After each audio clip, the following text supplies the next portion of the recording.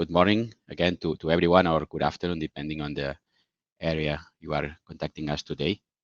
Okay, so let's start by the webinar aim. First of all, we are going to do a short introduction, a short review of the FRENIC-VG stack concept and all the products related to this family, let's say. Then we will describe, which is the main part of this webinar, the available options we have to connect in the input of the system. As soon as we know everything we can connect on the input of the system, we are going to explain, or we are going to through selection criteria. So which are the questions we have to do to ourselves to choose for one option and to the other. And finally, we want to explain you which are the tools that Fuji Electric Europe gives to you in order to help you, in order to support you in the product selection and the usage of this inverter series. Okay. So the webinar contents, and as mentioned, first we are going to do an introduction of the family of the product. Then we are going to see the product lineup related to the input devices. We're going to speak about rectifiers and about active front ends or converters, like we call them in Fuji Electric. Then the product selection criteria. Then we are going to see the options related to each device, which are line reactors or filters or option cards to synchronize the devices. Then we are going to see the tools, to mention it before. And finally, I'm going to give a brief explanation about marine certificates, and I want to update you the current status of marine certificates, because basically FRENIC-VG family is the only Fuji Electric family which is certified to be used in marine application. So it makes sense to update you on this topic as well in this webinar. So as mentioned, let's start by a short introduction. Basically, here you have a diagram, a graphic showing an inverter, like we call it in Fuji Electric, or a drive, like is it known as well in the market. Unit type. By unit type, we understand a box, okay, a box with a lot of hardware components inside, so rectifiers or diodes or IGBTs, capacitors, okay, where we connect the mains, we connect the power supply on the input, and on the output, we connect the motor, okay? So that's the unit type. And well, you know already, in case of Fuji Electric, we have, as a unit type, we have FRENIC Mega, we have FRENIC Leaf, FRENIC Ace, we have FRENIC-VG as well, okay? But here we are going to speak about FRENIC-VG stack. And basically, the idea of the FRENIC-VG stack is that we have a kind of modular drive. This means that all the parts I've mentioned before, we have them in a module, in a stack frame, okay?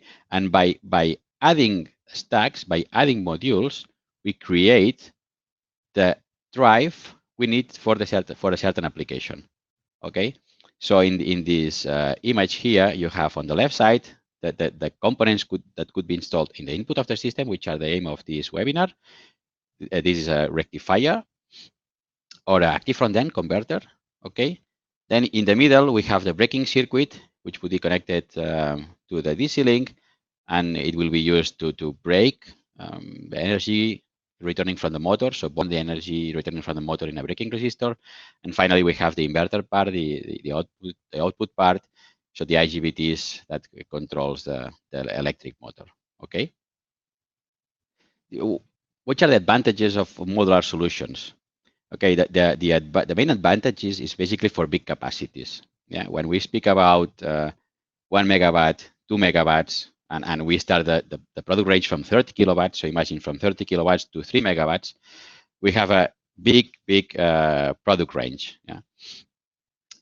If we have modules, and by adding modules, we create different capacities, this makes that we can reach with a small number of items a big number of capacities. Yeah, this leads as well to less stock. Yeah, for example, let's make a very basic example. We have 3 units of 200 kilowatts, 3 inverters, 3 FRENIC-VGs of 200 kilowatts. So with these 3 units, either I have 3 modules of 200 kilowatts, or I have one module of 400 kilowatts and one module of 200 kilowatts, or I have one module of 600 kilowatts. Yeah, with those three pieces, I have these three options. Yeah, they are cabinet solution orientated. So the frame, the design of the case is designed according to be fit on a standard cabinet you can find in the market. Yeah. So thanks to the shape, thanks to the dimensions of the stack, you can fit a lot of stacks. So well, a lot, I mean 3 stacks in the standard cabinets you can find in the market. Yeah, without losing a space. Yeah, it's easy to maintain in case of failure, because imagine this case of I was speaking about of a 600 kilowatts system based on 3 modules of 200 kilowatts. So if one IGBT of one of the modules fails, I don't need to, let's say, take the complete cabinet and send it to the manufacturer, but just by removing the module which fails and put a new one, I fix the problem. So it can be done on site easily by field technicians.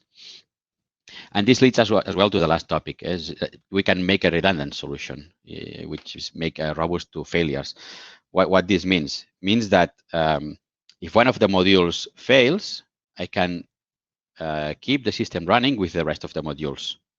Yeah, so by reducing the speed, by reducing the load.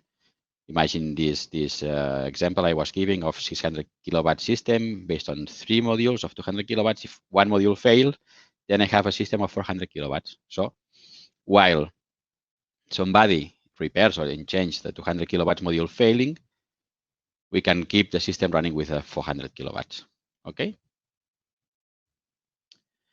So now let's focus on the purpose of this webinar, which is to speak about the input devices I can use on the drive system, which again are either rectifiers or active front ends, as we call them in Fuji Electric converters, so RHC converter.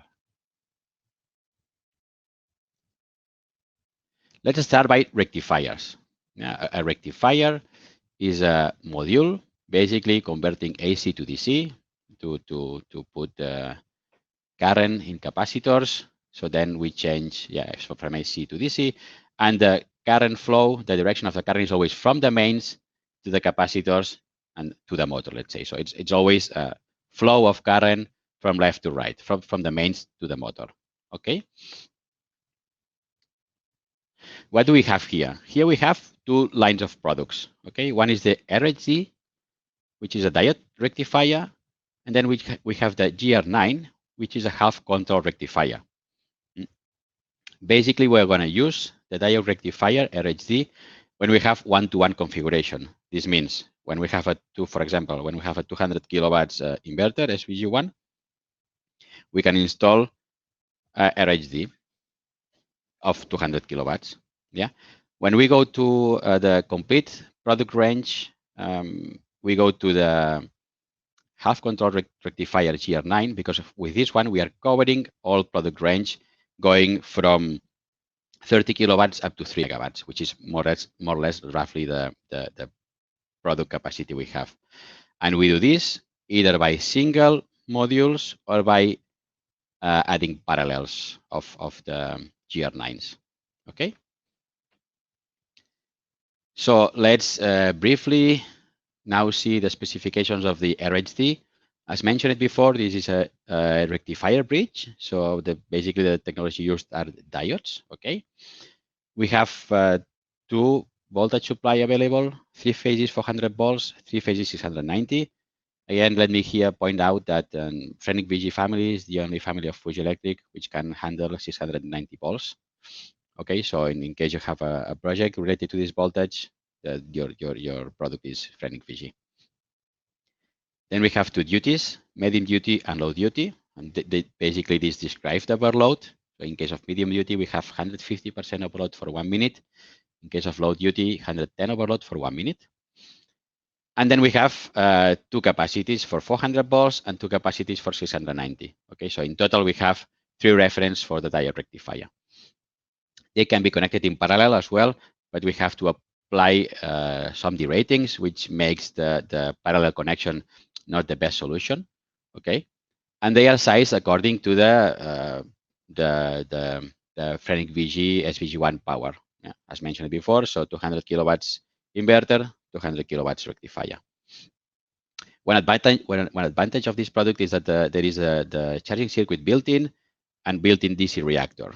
Okay, so everything inside the module you see on the right side of the screen. Yeah. Now let's speak about the half control rectifier, the optimized rectifier, how we call it in Fuji Electric. The used technologies are thyristors. Okay, so it's a half control rectifier. The thyristors are placed on the upper part of the bridge. Same voltage supply, 3 phases 400 volts, 3 phases 690. Same concept of duty, same concept of overload, medium duty and low duty. Then the power range, in case of 690, when we consider a single stack module, so just one module, in case of 690, we can go up to 1.5 megawatts. In case of 800 kilowatts, in case of 400 volts, sorry, 800 kilowatts. Yeah. Can be connected in parallel, and in this case, we don't have to apply derating. So this makes this stack module very, very friendly to use. We size them by the DC link current. Okay, so by checking which is the needed DC current we're going to need on the inverter part, we are going to size the optimized rectifier. It has built-in AC fuses. Okay, and in this case, we don't have DC reactors built in, but we connect AC reactor outside. Yeah, and then we have two configurations. You can order the product with wheels or without wheels. Sorry, we have a question. I saw it just now. Let me publish it. Okay. Please define medium duty and low duty. Yeah, very, very easy. By medium duty and low duty, we always speak about the overload. Okay. So when we say medium duty, we mean that the inverter, or in this case the rectifiers or the active front ends, are able to handle 150% overload for 1 minute.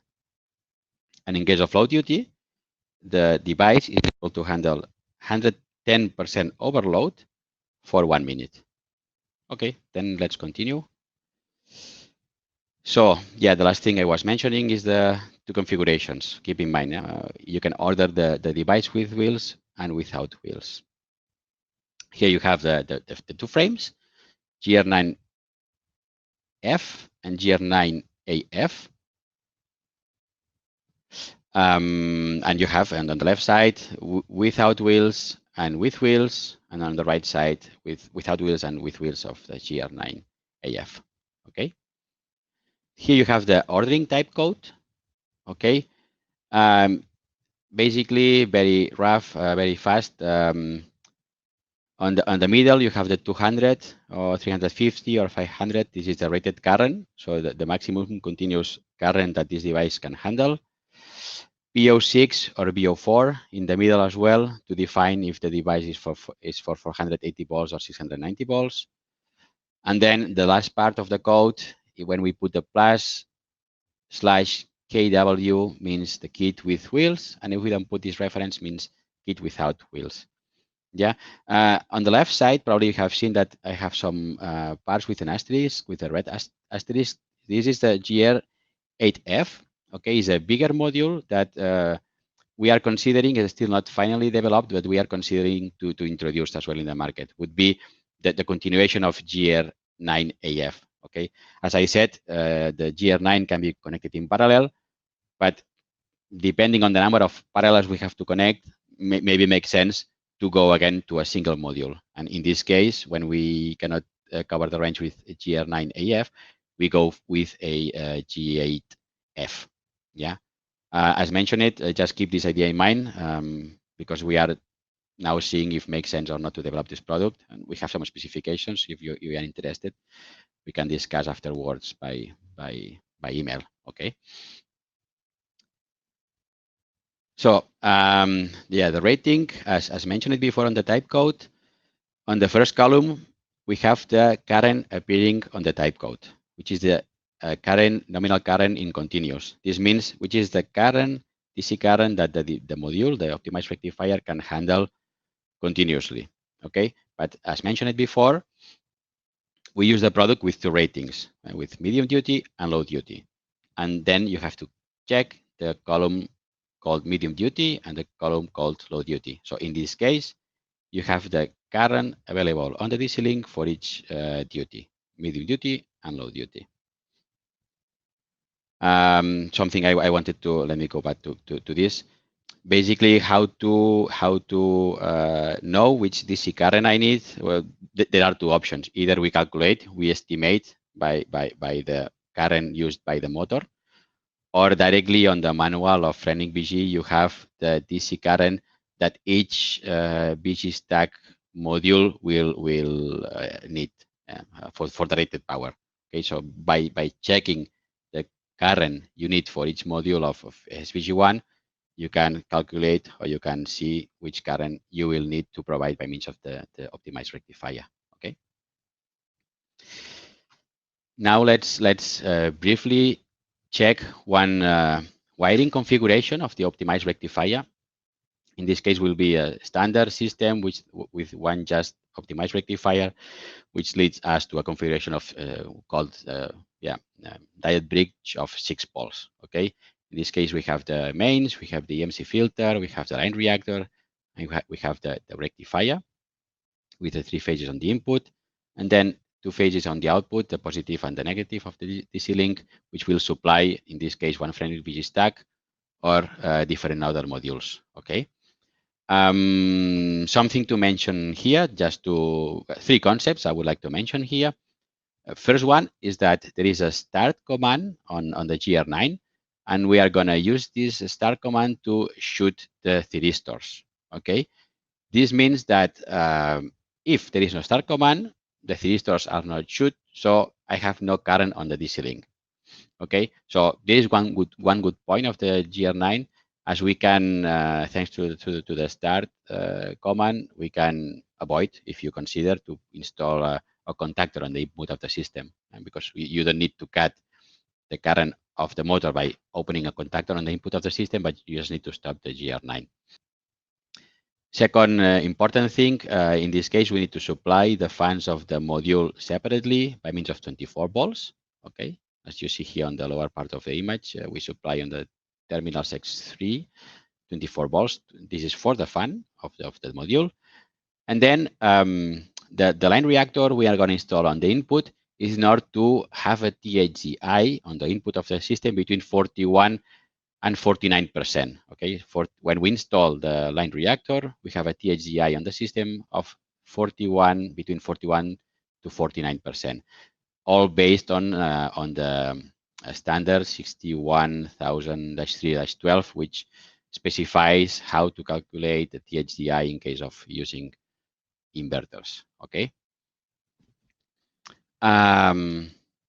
Next connection, next proposal of connection is the 12 pulses configuration. Okay. In this case, what we do is we connect 2 rectifiers, 2 optimized rectifiers in parallel. Okay, and they are connected each one on the output of a transformer with 2 secondaries. Okay, as you see here on the graphic, we have a transformer with 2 outputs, 1 star and 1 delta. Okay, and each rectifier connected to each output of the transformer. Okay, which is the advantage of this configuration? The advantage of this configuration is that by only making this, let's say, basic connection, we can reduce the harmonics on the input of the system from, if you remember, 41 to 49%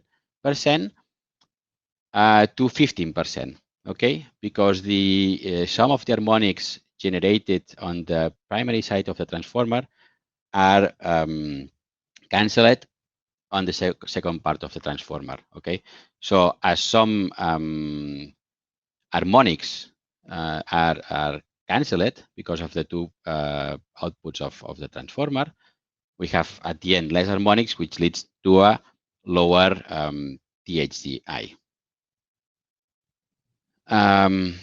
Okay. So on the next slide, on the next slide, I repeat a bit what I was mentioning before. So here you have on the upper part of the system, the harmonics you will find in a 6 pulses configuration. So 5th, 7th, 11th, 13th, 17th, and adding all those harmonics, we have the total harmonic distortion of the system. And on the lower part, you have what's happening in the 12 pulses configuration, where the 5th, the 7th, the 17th, 19th harmonics are cancelled. Okay. So next topic is the converter, is the RC converter. So we have finished with the 2 types of rectifiers. Now let's move to the converters. The active front end, as mentioned. The idea of these modules, of these devices, just very roughly. In this case, on the input side, we don't have a rectifier and diodes anymore, but we have a IGBTs bridge, which switches in order to generate a sinusoidal wave synchronized with the mains, and this allows us to return energy from the motor to the main supply with a very low THG. As you see here, the THGI we reach is below 5%. In this case, well, again, the concept is we take the energy from the mains and we put it into the DC. So we change from AC to DC, but the current flows in 2 directions, okay, from the input to the motor and from the motor to the input. So as mentioned, let's describe now some specifications of the product. The used technology is IGBTs. So we have IGBTs bridge synchronized with the mains. Again, here we have 3 phases, 400 volts and 690 volts. We have 2 duties, medium duty and low duty again. Here we have a new concept, new idea, which is single stack and block stack configuration. I'm going to explain you after what this means because it's easier to define it with an image. And then we have a power range up to 1000 kilowatts in case of 400 volts and 450 in case of 690 when we consider one single stack, one single module. When we make parallels, we go to the 3 megawatts mentioned before. In this case, we size the motor, we size the converter according to the motor power because the type code of the converter is based on power. And as mentioned, it can be connected in parallel. Keep in mind, in this case, as we have to synchronize devices, we need an option card, which will help us to synchronize the modules. And here you have the frames. In this case, you see the 2 frames I was mentioning. Okay, first one is a single stack, the RHC-S. This is a single module with 3 phases on the input and 2 phases on the output for the DC link. With one module, you have, let's say, everything. Everything needed on the active front end for the generation of the sinusoidal wave. And then we have the block stack. In case of block stack, the RHC-B, by the ordering type code, we are going to receive 3 modules. And in this case, we have 1 module per phase. So as we have L1, L2, L3 phases on the system, we will have 3 modules, one for L1, another one for L2, and the third one for the L3. As you see here on the image, there is the keypad only in the middle module, which is going to be the master of the system. And the master of the system is going to control the 2 slaves. Okay. Now we are going to see the type code.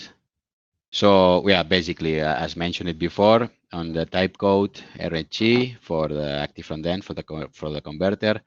Then we have the number, which is the power of the module, which goes from 132 up to 800 kilowatts in this case. Then S or B, if we want, or if it's, let's say, a single stack or a block stack. And -4 for 3 phases 400 volts and -69 for 3 phases 690.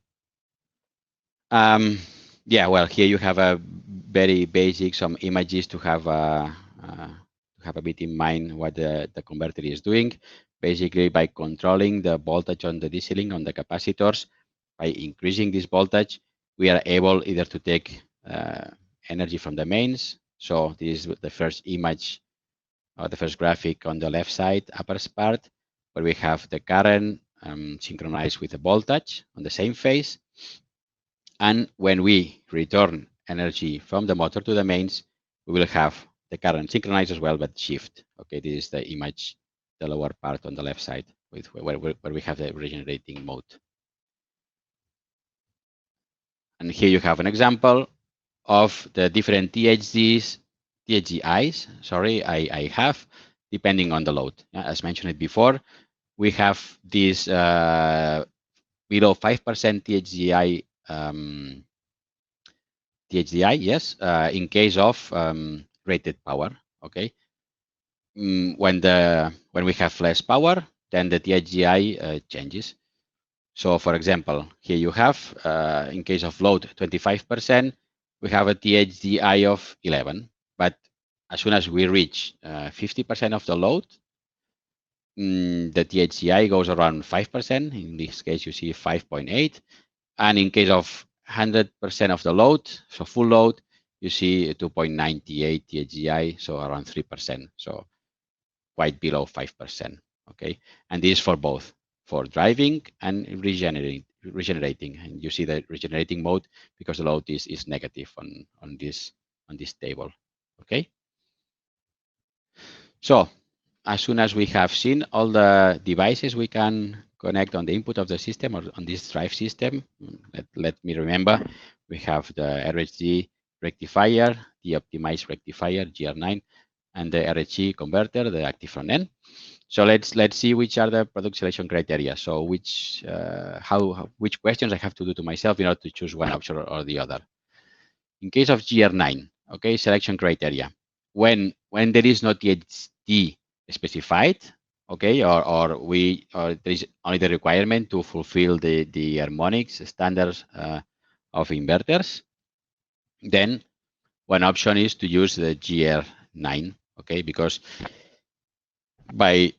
if there is no harmonics specified, we don't need to take any countermeasure. If there is a requirement to fulfill the levels specified by the harmonics standard, by installing the line reactor, we are above the limits. Okay. What else? If there is no breaking power or continuous regeneration, yeah. In these both cases, as we don't need to handle any energy returning from the motor, why installing a converter, an active front end, which is able to return energy to the mains? Yeah? With a standard rectifier, more than enough. When we have a specifications of THDI, but 15% is enough. Okay, in this case, I can do the 12 pulses configuration, which is based on 2 GR9 modules connected in parallel, 2 or 4 or 6. Okay. In this case, of course, we will need to have the transformer with 2 secondaries on the input. And well, typical applications for this kind of rectifiers is fans, pumps, or let's say any system where I don't have regen energy. Yeah. Then RHG converter, which are the selection criteria. So well, basically when I have breaking power, when I have motor which is regenerating energy, this can be from time to time or continuously. Okay, when we speak about these powers of 1 megawatt, 2 megawatts, okay, we have braking modules, yes, but we have to install big braking resistors, which they need space and they generate quite a lot of heat. Okay, so if we want to avoid this, if we want to install something more compact and let's say a bit thinking on green environment that returns energy to the mains, the idea is to go for active front-end converters. Again, when there is a THGI specified below 5%, this is the right product, okay, because the RHG converter is regenerating an almost perfect sinusoidal wave, which makes the THGI of the system below 5%. Remember, at full load. Yeah. And typical applications, well, can be cranes or any vertical application where we have regenerating energy. And then RHD selection criteria, basically as mentioned before, is when we have one-to-one application. So when we have one SVG1 of 200 kilowatts or 350, then we can install the RHD, because the advantage of this module is that we have the DC reactor built in. So in order to fulfill the inverter harmonics standard, we don't need to add any device external because the DC reactor is built in. And the third important point is marine certificate, okay, because GR9 by the moment has no marine certificate. So if your system has to be installed in the vessel where a certain marine certificate is required, RHD is your product. Now let's move to the options. Yeah, first the line reactor, which we are going to use for the GR9. Well, basically, it's to improve the THD or the power factor, as mentioned before, to reduce the input current, of course. We have two topologies, 690 and 400 volts, of course. We can see this on the type code, VO4 for the 400 volts and VO6 for the 690. And it's sized according to the input current of the rectifier. So after the ELR dot, 100, 200, 300, this is related to the current. Okay. Then options for the converter. Before I forgot to mention that when we speak about active front-end system and converter system, normally we have the module where we have the IGBTs inside, which generates a sinusoidal wave. Okay. But then we have some external devices which are always linked. Means that you cannot install the RHG without the other components. Yeah. First one is the harmonic filter, the harmonic filter, which is the resistor, capacitors, and inductances. This filter is used to filter the switching frequency component of the converter, okay, in order not to perturbate the devices which are connected into the mains. Then we have the LR, the boosting reactor, which we use to boost the voltage on the input to the voltage needed by the converter in order to handle the current. And then we need a charging circuit, which is based on a resistor and a contactor, and it's used to charge the capacitors when we power up the system. Okay, so first option we have for the converter is the RHF filter stack. Okay, so by RHF filter stack, we mean a stack, a module where all those components as I was explaining to you now are built inside. Okay, rating is LD, so it's always based in LD. So the power you see on the type code RHF 160 or 220 is based on low duty. And yeah, this is the most compact solution we have for the converters. Okay. Then we have the semi-compact solution, which is the LCR series. In this case, we have semi-assembled components, as you can see on the right side of the presentation. We have the inductances, one mounted on top of the other, which makes a block of inductances. And then we have plates with either capacitors and resistance pre-wired. Okay. So we have all the components needed for the converter to properly work, not inside a stack, but pre-assembled and pre-wired in order to easily install them in the cabinet. And as example, you have as well a picture of a cabinet where we have, in this case, two LCR filters in parallel, because on the output of the system, we had two RHG in parallel. So you see in one module of a cabinet, we install these two filters. Yeah. One thing to keep in mind, we provide you the resistors for the charging circuit, but not the contactor. The contactor is something that you can, well, you can buy contactors and by a lot of distributors. Okay.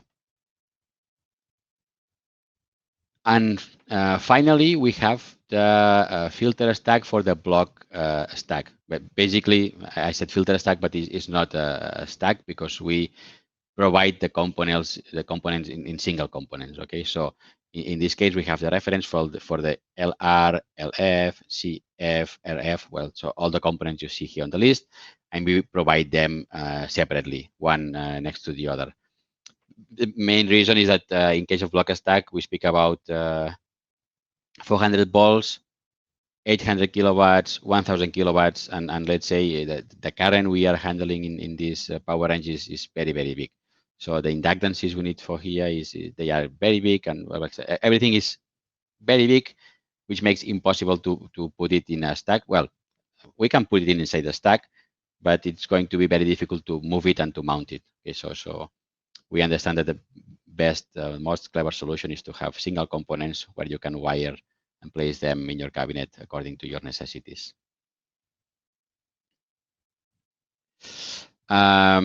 Fine, and the last point is the option cards for the converter. As mentioned before, we can connect converters in parallel, but as they have to be synchronized with the mains and between them, we need an option card which makes the synchronization.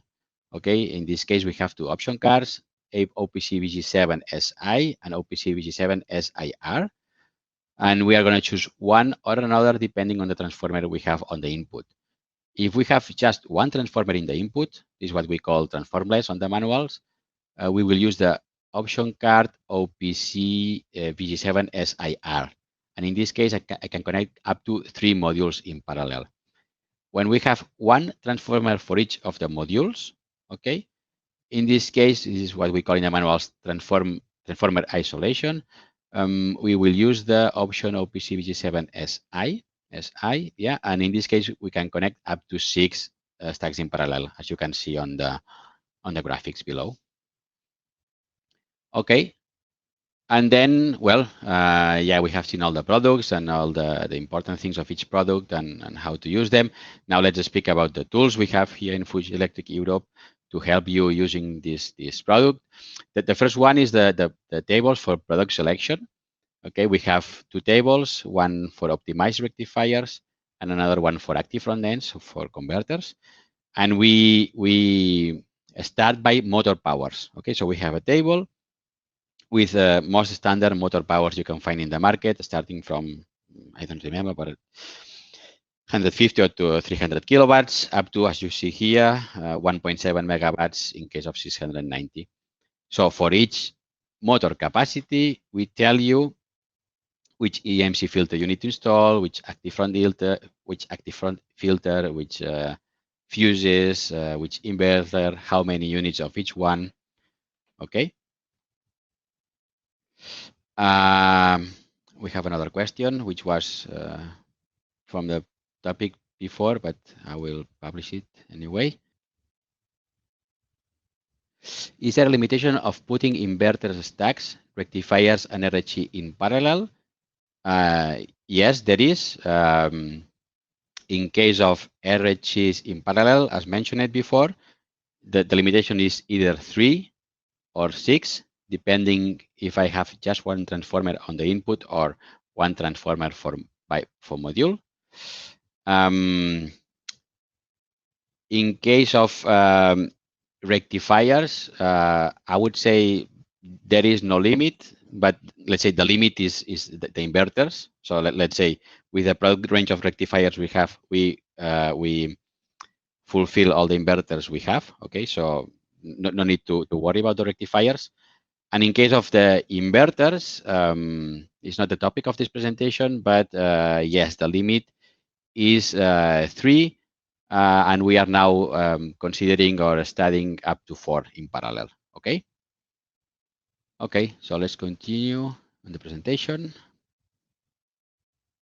Okay, and the second tool we have is a design department here in Fuji Electric Europe, which design cabinets with all the products built in already, and yeah, basically you don't need to care about anything but just ordering the power unit, the specifications of your system, the overload, and then you get the cabinet, everything finished. Okay, in this case we have the cabinet solution for the product lineup when we speak about single stacks. Okay, so no parallels in this case. We have all the product range developed already with rectifiers or optimized rectifiers or converters, and in both voltages, in 400 volts and 690. And here you have an example. Yeah, you have an example of the 450 kilowatts in 690. But then as well, we do cabinets on request, okay? Because we know there are a lot of different projects and different possible configurations. Yeah, depending on the specifications of your project, we design the cabinet according to your needs. In this case, in this example, we have here on the screen a 1.2 megawatts system with optimized rectifier. So on the left side of the cabinet, you see we have the EMC filter, the inductance, the rectifier, and on the output, 3 modules in parallel of inverter in order to reach 1.2 megawatts. Last point is marine certificate. Okay, as mentioned before, FRENIC-VG series are the only series we have in Fuji Electric which are marine certificate. In our case, our marine certificate is based on DNVGL. Okay, just to have a short explanation about the marine application and the requirements of marine. Basically, you need the certificate, the DNVGL certificate, for essential equipments above 19 kilowatts. 90 kilowatts, sorry. So if your system is below 90 kilowatts, you don't need any marine certificate. If your system is 100 kilowatts, 200 kilowatts, or 400 kilowatts, but is used to, I don't know, to pump the water into the pool of the vessel, then you don't need the certificate either, because this is not understood as an essential equipment. Okay. So by the moment, currently we have the 3-phase 690 volts product certified, and the 400 volts is coming soon. We expect to have the certificate before the end of the year. Okay, so with this we will have all the FRENIC-VG series with a marine certificate. Keep in mind that for marine certificate, you have a specific type code. As you see on the lower part is -ZDG. Okay, basically it's the same product with some tiny metal plates, which makes the product more robust to vibrations. So this makes that the overall dimensions are slightly, just slightly, we are speaking about few millimeters bigger. Okay, that's the only difference. But from the software point of view or components, we are speaking about the same component. Okay. And well, that was all. Thank you very much for your time and listening to us. Now we will go to the question mode. I see I have some pending answers to some questions. I will try to answer them now. Before switching to the question mode, let me inform you about the email of our department, the technical department. You have it here on the screen, technical.inverter@fujielectric-europe.com. This is an inverter that all the people in the department, on the European technical department, receives. And yeah, if after this presentation you have any doubt, or if for any other topic you have a doubt, please send an email here to us, and either me or any of my colleagues will answer the email as soon as possible. Okay, so let's switch to question mode. First question: which is IP of your cabinet? The IP of the cabinet, our standard cabinets is IP54. Okay, but we can easily convert them to IP23 if I remember well. And again, we do cabinets on request. Okay, so if you have a different requirements for IP, just let us know and we will try to design the cabinet according to your needs. Another question: what is the maximum motor frequency reachable? Okay, this is related to the output part, to the inverter part. That it was not the topic of this webinar, but I would like to answer this question. This depends on the motor type, if it's induction motor or synchronous motor. and depends on the control mode. If it's a PF control or PG vector control, I don't remember, but we go from 150 up to 500 Hertz. Okay, depending on the control mode. Please send an email to us and we will tell you in which page of the manual, because this is specified on the manual, you can find this information. More questions?